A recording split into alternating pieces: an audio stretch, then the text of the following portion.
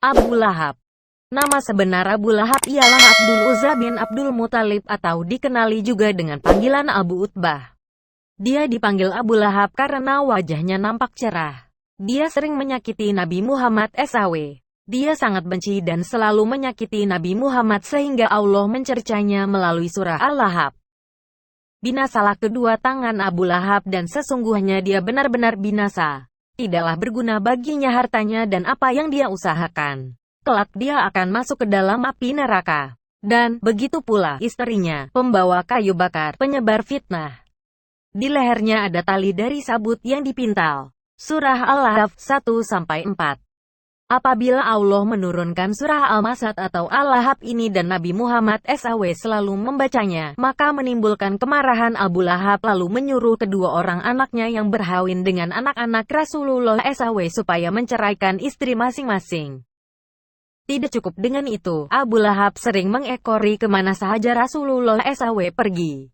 Apabila Rasulullah SAW berkata kepada orang ramai, "Wahai manusia, katakanlah tiada Tuhan yang disembah melainkan Allah dan kamu pasti berjaya." Abu Lahab berkata, "Sesungguhnya dia ini seorang yang murtad dan penipu." Istri Abu Lahab juga sangat benci kepada Nabi Muhammad SAW. Dia selalu menaburkan duri-duri dan pelbagai kotoran di tempat yang akan dilalui Rasulullah SAW. Dia juga memakai seutas rantai besar yang diperbuat daripada permata dan selalu berkata dengan sombong, "Nah, demi Al-Lata dan Al-Uzza, rantai saya ini akan saya gunakan bagi memusnahkan Muhammad." Maka Allah tukarkan rantai itu dengan pintalan tali daripada neraka pada hari akhirat nanti, seperti yang diceritakan di dalam surah Al-Lahab. Abu Lahab adalah bapak saudara Nabi Muhammad SAW karena dia adik-beradik dengan Abdullah, ayah Nabi Muhammad SAW. Ketika Siti Aminah melahirkan anaknya, Abu Lahab berasa amat gembira lalu memerdekakan seorang hamba perempuan.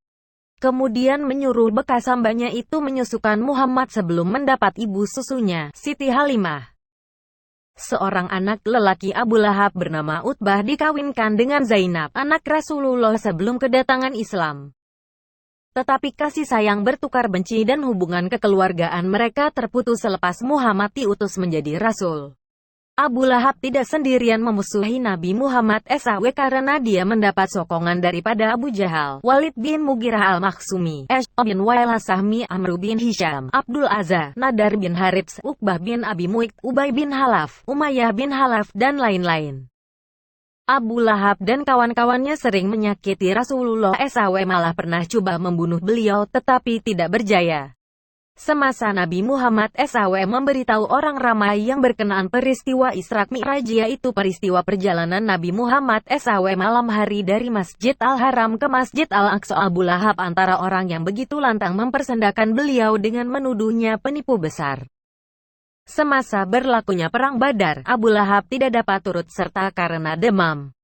Dia digantikan oleh Ash'ab bin Hashim karena adat masyarakat Arab jahiliyah. Apabila seorang pembesar tidak dapat menyertai peperangan, maka dia perlu mencari pengganti.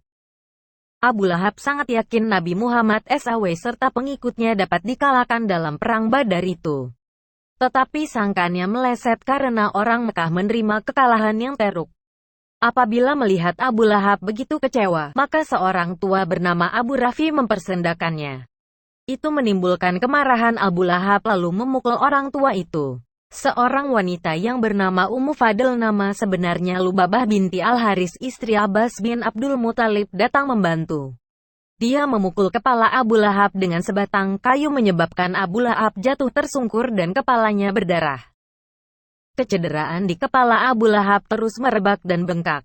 Selepas menghidap kesakitan yang teruk, akhirnya Abu Lahab meninggal dunia. Selepas meninggal dunia, mayatnya terbiar selama 3 hari karena tiada sesiapa yang sanggup menguruskan mayatnya.